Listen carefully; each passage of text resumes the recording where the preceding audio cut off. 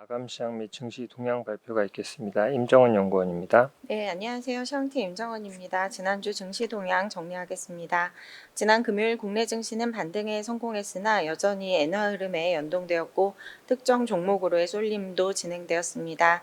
반도체 대표주가 지난 목요일 하락의 대부분을 되돌리면서 상승했고 외국인의 현선물 매도 규모도 대폭 축소되었으나 지난 월요일에 개파락 지수대는 회복하지 못하면서 마감했습니다. 난카이 거대 지진 관련 우려감에 엔화가 재차 강세로 전환하자 장중 니케이 지수와 국내 지수가 탄력이 둔화되는 등 엔화에 연동되는 흐름이 지속됐습니다. 또한 일부 종목들의 주가 변동폭이 확대되면서 여전히 변동성 국면이 유지되고 있음을 확인했습니다. 지난주는 미국 경기 침체와 엔캐리 트레이드 청산 우려가 확산되면서 코스피가 3% 넘게 하락했고 코스닥은 2% 가까이 하락 마감했습니다. 다음 해외 증시입니다. 미국 증시는 경기 침체 우려가 완화되면서 3대 지수 모두 이틀 연속 상승했습니다. 주간으로도 주 초반 낙폭의 대부분을 만회하면서 약보합 수준으로 마감했습니다. 고용 악화와 엔캐리 트레이드 청산 우려가 주 초반 증시 낙폭을 키웠으나 서비스업 지표 호조와 고용 우려가 완화되면서 지수를 상당 부분 회복했습니다. 연방기금금리 선물시장에서는 9월 기준금리 25bp 인하 확률을 51% 수준으로 반영하면서 다시 우세해졌고 B컷 기대감은 축소됐습니다. 한편 해리스 부통령은 연준이 독립적인 결정을 내려야 한다면서 통화정책 결정에 개입 의지를 밝혔던 트럼프와는 대조적인 발언을 했습니다. 중국 증시는 물가지표 개선에도 상승 동력 부족으로 하락했고 유럽 증시는 미국발 경기 침체 우려가 완화된 가운데 일제히 상승했습니다. 경기 침체 공포가 누그러지면서 미국 10년물 국채 수익률은 최근에 급격한 상승 흐름을 되돌리면서 하락했고 유가는 주간으로 5주 만에 상승 전환했습니다. 관점 포인트입니다. 미국발 침체 공포는 다소 완화되었으나 지표에 대한 민감도가 높아진 상황으로 이번 주 미국 물가지표에 관심이 집중될 전망입니다. 이와 함께 미국 소매 판매 그리고 월마트 등 주요 소매업체의 실적도 다수 대기하고 있어 경기 우려의 추가 완화 여부에 주목해야겠습니다. 다만 국내 증시는 15일 휴장으로 미국 CPI와 소매 판매 결과가 금요일에 한꺼번에 반영될 예정입니다. 이에 주 후반 변동성 확대 가능성이 있어 대비할 필요가 있겠습니다. 이상입니다. 다음은 매크로 자료입니다. 권희진 연구원입니다. 네, 안녕하세요. 매크로팀 권희진입니다. 미국 경기 침체 가능성을 놓고 여러 가지 의견들이 오고 가고 있습니다. 저희 이전 고용지표 리뷰에서 말씀드렸던 것처럼 노동시장이 예상했던 것보다 좀 빠르게 둔화를 한 거는 맞지만 그래서 연준의 정책 반응이 달라질 가능성이 높지만 그래도 침체 조짐은 강하지 않다라는 의견을 계속해서 유지를 합니다. 고용이 추세적인 둔화를 나타내고 있는 거는 분명하고 정치적인 환경도 경제에 대한 불안을 좀 키웠을 수 있습니다. 하지만 과거 경기 침체 시기와는 분명한 차이가 좀 있는데요. 3회 법칙을 저희가 걱정을 많이 하고 있는데 3회 법칙이 적용됐던 과거 시점들에 비해서 현재 실업률 수준이 훨씬 더 낮은 상황입니다. 경기 침체를 판정을 하는 건 MBER인데 MBER에서 참고하는 주요 지표들을 보면 과거에 3회 법칙 발동이 된 이후에 실제 침체로 분류됐었던 시기와 지금 차이를 크게 보여주고 있습니다. 오른쪽 그림에서 보시는 지표들이 좀 주요하게 MBER에서 참고한다라고 발표한 지표들인데 과거에는 평균 대비해서 굉장히 심하게 악화되는 모습이 동반됐던 반면에 지금은 상황이 훨씬 더 양호한 모습을 보실 수가 있습니다. 실업률이 4% 중반에 가까워지고 있고 그리고 연말 가서는 연준이 추정한 자연 실업률 수준을 아마 웃돌 가능성이 좀 높아 보입니다. 그래서 연준이 기존에 생각했던 것보다 긴축의 강도를 조금 더 완화할 것으로 예상을 하고 있습니다. 다만 지금 침체가 임박했다라고 보기가 어렵고 유동성 우려도 크지 않은 상황이기 때문에 9월에 50bp B컷으로 인하를 시작하기보다는 25bp 점진적인 인하를 선호할 것으로 예상을 하고 있습니다.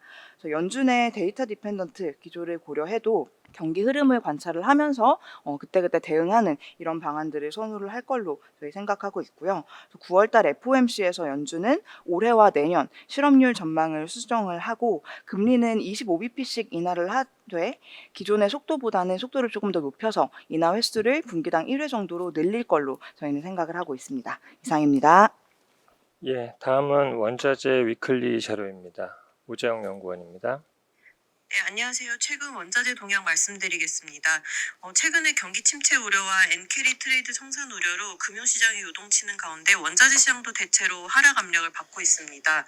그 경기 연동 금속류인 구리와 은 등은 3에서 5% 하락했으며 중동 이슈에도 불구하고 국제유가도 주간 1.5% 하락하는 모습입니다. 7월 31일 하마스 측 최고 지도자인 하니의 피살 이후에 지금 이란과 이스라엘 간 긴장이 고조되었지만 4일에 이제 이란의 공격이 임박했다라는 그런 경고도 있었음에도 최근까지 현재까지는 아직은 대응은 없는 모습입니다. 다만 이제 이란 수도에서 이런 피습 사건이 벌어진 만큼 이란 측에 이제 무대응으로 지나갈 거다라는 기대는 좀 이르다라고 생각을 하고 있고 추후에 이제 이란의 대응 강도가 향후 국제유가의 단기 변동성을 만들어낼 것으로 생각합니다. 다만 이제 지정학적 리스크에도 불구하고 저희는 중장기 국제유가는 올해 연말 70달러대 중반으로 하향 안정화될 것이다라고 전망을 하고 있고요. 이란과 이스라엘의 전면전이 아니라면 지난 4월 중순의 상단인 87달러를 크게 넘어서지는 않을 것으로 예상을 합니다. 한편 최근에 이제 미국의 경기 둔화 신호로 인해서 경기 침체 우려가 좀 불거지고 있는데 과거의 그 연준의 금리 인하 사이클 진입 이후에 원자재 시장은 그 금리 인하 기대보다는 한 번씩 강한 경기 쇼크로 인해서 조정이 수반됐던 점을 감안하면 추후에 좀 더 하방에 대비할 필요가 있다라고 생각을 하고 있습니다. 한편 이제 유럽 천연가스 가격이 최근 18% 상승하는 모습인데요.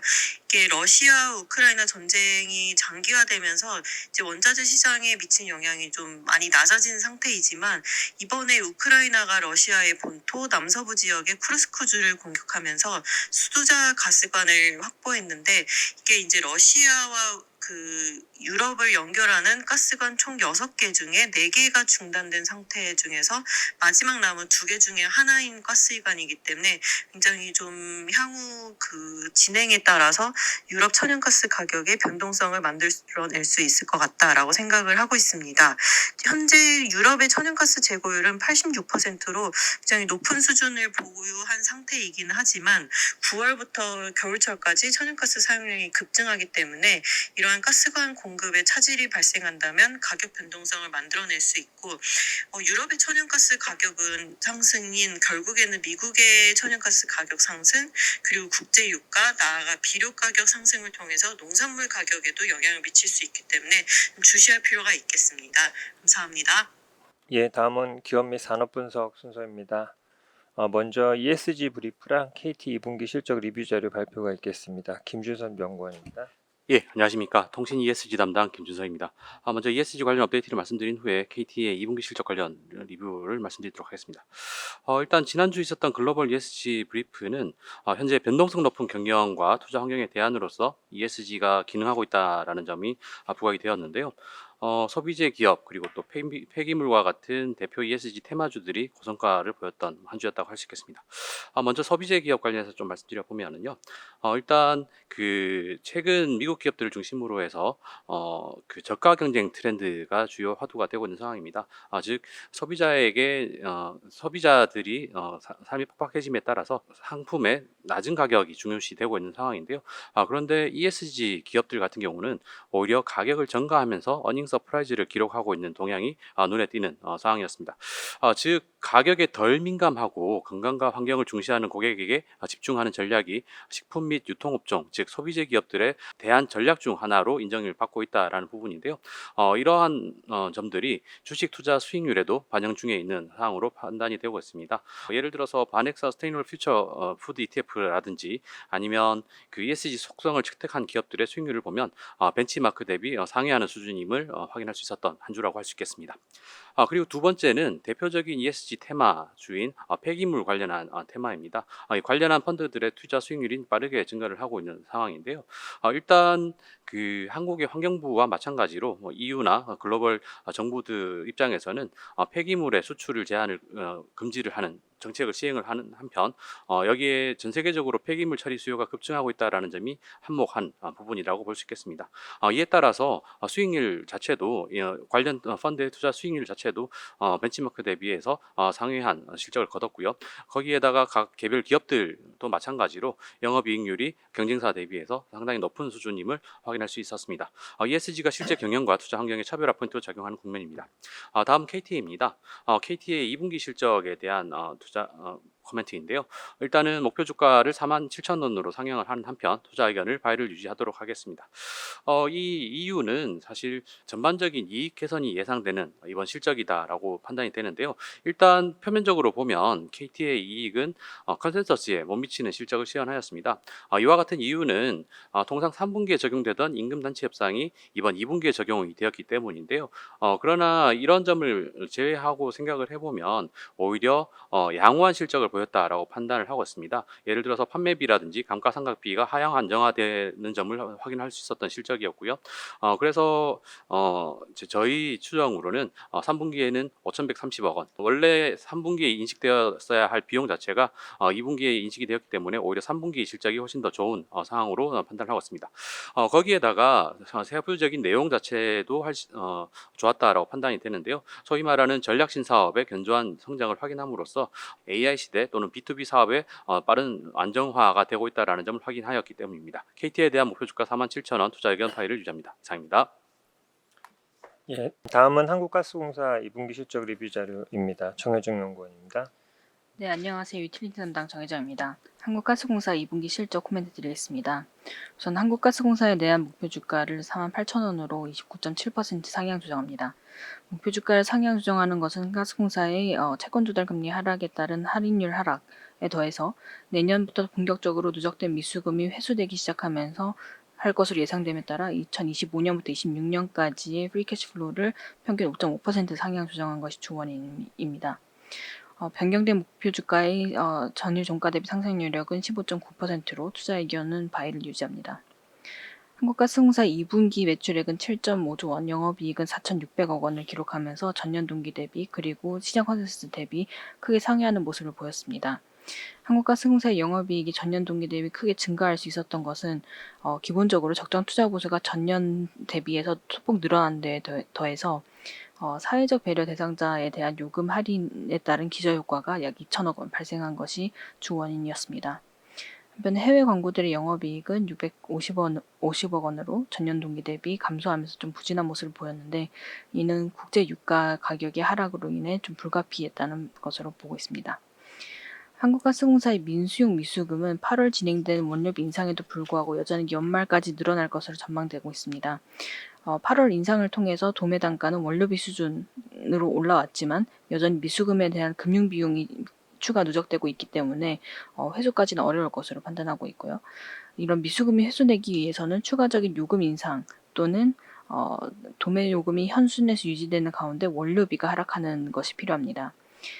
다만 계절성과 물가 우려를 고려했을 때 지금 현재 정부가 올해 중에 요금 인상 결정을 내리기는 쉽지 않은 가운데 유가가 하락하는 후자의 가능성에 대한 가능성이 존재한다는 점은 한국가스공사에는 긍정적으로 판단하고 있습니다. 이상입니다.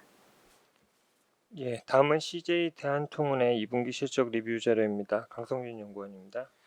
네, 안녕하세요. 운송 담당 강성진입니다. CJ 대한통운 2분기 실적에 대한 코멘트 드리겠습니다. 저희는 투자 의견 바이 유지하고요. 목표 주가 15만 원도 그대로 유지를 합니다.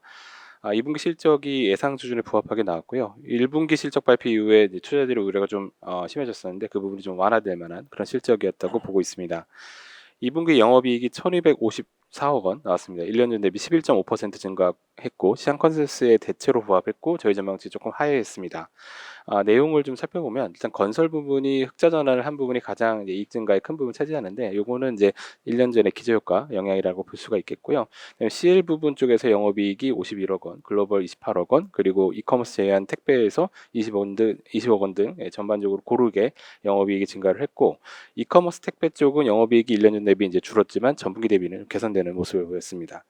저희가 생각하는 CJ 대한통운에 대한 투자 포인트는 세 가지입니다. 첫 번째는 요즘과 같이 소비나 이제 화물 수요에 대한 우려가 있을 때 택배 사업이 이제 저희 섹터 안에서는 방어주적인 성격을 갖는다는 부분, 그리고 물류 서비스를 컨설팅하고 위탁하는 역량이 최근에 좀 이제 중요해지는 그런 트렌드인데 이런 거에서 국내 경쟁 업체가 별로 없다라는 점이고요. 세 번째는 지난 2월달 이후로 주가 이제 급락을 했었는데 1분기 실적에서 나왔던 약간 불안감 때문이었었는데 이번 실적을 통해서 그 부분들이 상당히 좀 완화가 될 거다라는 점입니다. 24년 영업이익은 5,206억 원 예상을 하고 있고요. 시장 컨센서스와 저희 전망치에 대체로 부합하는 내용이 될 것으로 예상합니다. 이상입니다.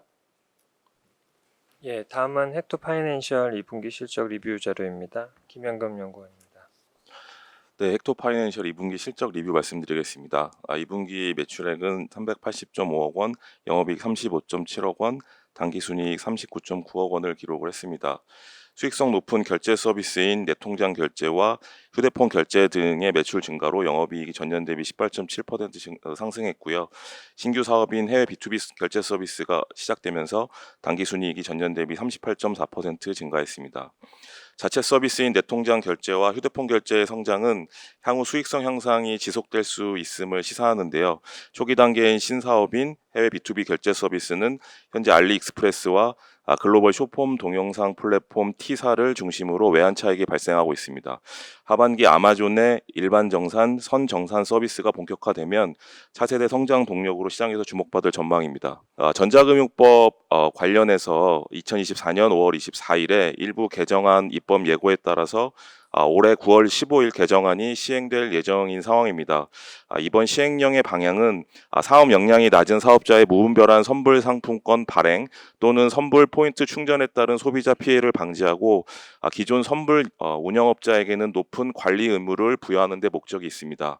개정안의 주요 내용을 보시면 선불 전자업체의 등록 요건 강화, 선불 전자 지급 수단의 업종 기준 삭제 및 선불 충전금의 별도 관리 의무와 선불 등록업체 면제 기준 강화 등입니다. 이에 따라 마일리지 및 포인트 등의 형태로 충전금을 운영하던 게임사, 마트 등 유통업계, 그리고 배달 대행사, F&B 등도 정금법 개정안의 적용 대상이 될 것으로 전망하고 있습니다. 향후 개정된 정금법 대응에 어려움을 겪을 해당 기업들은 선불 예치금의 결제, 관리 및 가맹점 정산 통합 서비스를 대행해 줄 수 있는 정금업자나 선불업자 에 위탁할 가능성이 커지면서 헥토 파이낸셜의 새로운 사업 모델이 될 전망입니다. 최근에 굉장한 이슈가 되고 있는 티몬 위메프 이슈 같은 경우는 이번 개정될 전자금융거래법이 시행되고 있었으며 일어날 수 없었던 사고입니다. 개정될 시행령에는 전자금융업자 허가 등록 신청인 등은 자기자본 출자 총액 또는 기본 재산에 대한 부채 총액 비율이 100분의 200 범위 안에서, 그러니까 부채 비율 200% 안에서 금융위원회가 정하여 고시하는 비율에 따라야만 하는데요. 티몬과 위메프는 자본 잠식 상태였기 때문에 애초에 선불 전자지급 수단을 할인해 발행할 수 없는 선불업자였습니다. 이번 TMF 이슈는 판매 정산대금과 선불 충전금 등의 유용에서 비롯된 것으로 향후 이를 방지하기 위한 다양한 대책들이 나올 것으로 판단되는데요. 그 핵심은 플랫폼사가 정산 피지를 겸하는 겸업 금지, 피지사들의 재무 건전성과 관리 감독의 강화, 그리고 정산 주기 단축 등이 핵심 포인트가 될 것으로 보입니다.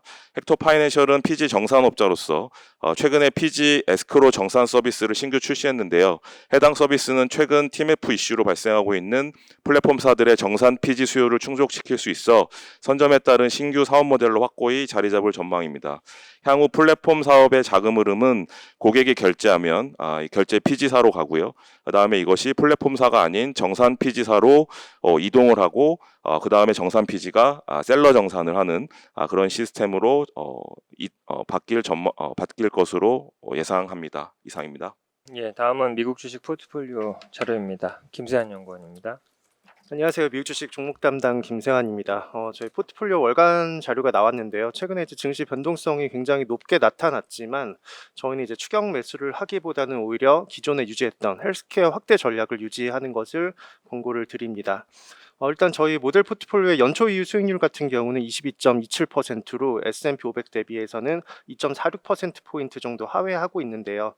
저희가 이제 전체 비중에서 IT 비중이 절반 정도 됨에도 불구하고 시장하고 어떻게 보면 조금 비슷한 그 주가 수익률을 가져올 수 있었던 이유는 연초부터 저희는 일단은 IT에 특히 이제 뭐 반도체 부분 이런 부분에 조금 변동성을 줄여놓기는 했었습니다. MP를 간단하게 말씀드리면 총 종목 수는 지금 22개로 이루어져 있고요. S&P 500 대비 액티브 비중은 66% 정도로 두고 초과 수익을 거두는 목표를 가지고 있습니다. IT와 성장주의 비중이 높은 만큼 연간 배당 수익률도 좀 낮은 편이지만요. 그 2024년 PER 같은 경우도 시장보다는 조금 높지만 장기 이익 성장성을 반영한 주가는 저평가된 종목들, 그리고 저희가 가장 중요시하는 ROE 같은 경우는 34%로 시장 20% 평균보다 높은 편입니다. 이번에 이제 IT 조정이 조금 세게 나왔습니다. 하지만 저희는 추격 매수는 조금 이른 시점이라고 판단을 하고 있는데요. 그 이유는 지금 현재 IT 섹터의 이익과 주가 수준, 자본 대비 이익과 자본 대비 주가 ROE, PBR을 반영을 했을 때 주가는 올라가는데 이익은 이제 조금 빠지는 그런 모습이 여전히 나타나고 있기 때문에 이렇게 벌어지고 있는 정도는 오히려 변동성을 더 키울 수 있을 만한 정도라고 저희는 판단을 하고 있습니다. 그렇기 때문에 추가 매수는 이르다는 판단을 합니다. 저희가 이제 2분기에 운용 비중을 확대한 종목으로는 존슨앤존슨 그리고 유나이티드 헬스그룹 있었고 8월에는 메타 플랫폼즈의 비중을 일부 상향을 했습니다. 시장에 있는 비중보다 S&P 500 비중보다 저희가 액티브 비중을 조금 세게 주고 있는 탑픽스를 말씀을 드리면 알파벳, 넷플릭스, 마스터카드, 유나이티드 헬스그룹, 존슨앤존슨을 제시를 합니다. 저희가 지금 2분기에 지속적으로 이제 그 비중을 확대했던 종목들을 간단하게 말씀드리면 존슨앤존슨 같은 경우는 이제 고마진 사업인 의료기기 및 치료제 사업을 확장을 하면서 기업 인수와 연구 개발을 이어나가고 있습니다. 유나이티드 헬스그룹 같은 경우는 디지털 헬스케어 사업인 옵텀의 성장성이 이어지고 있고 메타 플랫폼스는 AI로 이 디지털 광고 수익성을 증가시키고 있고 비용 절감에 따른 펀더멘털 개선세도 이어지고 있습니다. 자세한 내용 리포트를 참고해 주시기 바랍니다. 예, 다음은 이제 중국의 식료품 산업 관련되어 있는 자료입니다. 강효주 연구원입니다. 안녕하세요. 중국 일본 담당 강효주입니다. 지난주 금요일 새벽에 중국의 대표 음식료 기업들 실적이 발표됐습니다. 사실 이 음식료 기업들 실적이 어떻게 나왔는지보다 바텀업 관점에서 중국의 소비 경기 회복이 진짜로 이루어지고 있는지를 체크하는 게 되게 중요했는데요. 이 두 가지 종목 모두 아직은 소비 경기 회복이 확실히 관찰되지 않는다라는 걸 좀 증명해 줬던 것 같습니다. 일단 프리미엄 소비의 대표격인 귀주 모태주죠. 귀주 모태주는 매출액이 전년 대비 17% 늘어나면서 연간으로 회사가 목표하고 있던 15%를 상회를 했습니다. 이 때문에 굉장히 질문을 많이 받았던 것이 금요일날 나왔던 CPI도 잘 나왔다 보니 중국이 이제는 회복으로 돌아서는 게 아니냐라는 거였는데 사실상 이번 귀주 모태주의 매출 호조는 판가 인상 덕분이다라고 보시면 될 것 같고요. 귀주 모태주는 지난 11월에 가장 고가 제품이자 매출 비중에서 80%를 차지하는 비천 모태주 가격을 20% 정도 인상을 했습니다. 매출 증가율의 가격 인상폭 20%를 미달했다라는 건 사실상 판매량 같은 경우에는 역성장을 하고 있다라고 볼 수 있는 거겠죠. 그래서 아직까지 중국에서 프리미엄 소비가 살아나고 있다라고는 보기가 좀 어렵다고 판단을 하고 있습니다. 프리미엄뿐만 아니라 필수 소비재로 여겨지는 조미료 기업들의 실적도 좋지가 않습니다. 중국의 간장 1위 기업 중거 하이테크 매출액 12% 감소했고요. 순이익은 굉장히 많이 오른 것처럼 보이지만 비경상 손익 때문이기 때문에 이걸 제외하고 나면 32% 줄었습니다.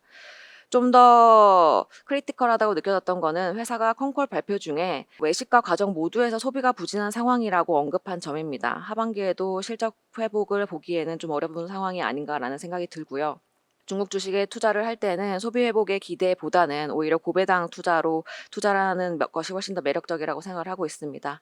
귀주모태주 실적 내용 별로 좋지 않았음에도 장중 2%까지 상승을 했습니다. 실적과 함께 밝힌 배당 확대 때문이고요. 배당 성향 최소 75%, 연 반기 배당을 원칙으로 하겠다라고 발표를 했습니다.